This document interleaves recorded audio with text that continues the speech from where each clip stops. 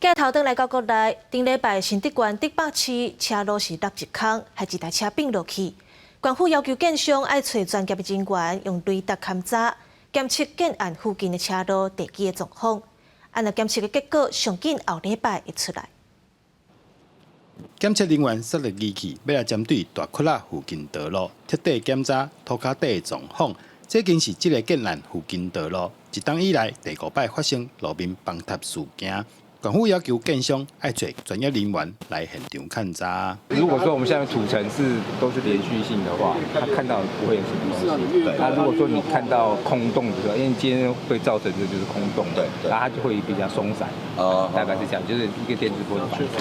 是抓了4条要检测的线路，那还有那个基地周边，靠近那个戴尔可维社区跟人行道的部分，那里也加强再做一条检测。今天的检测的资料他们回去会做分析，那也会把相关的资料我们要求他提供。不过当地里长讲，机器上济干那会当检查10米的深度，那呢超过10米以下，敢讲拢无问题。10米以下呢，那是看不到的。对。那当初这边的地下室应该挖20几米吧。那10米以下到25米的距离，那也是值得我们堪忧啊。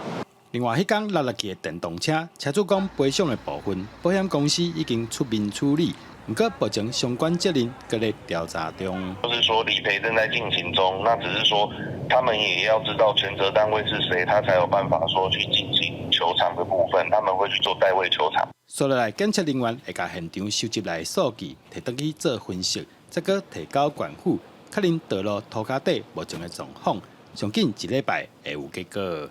记者张君和新竹报道。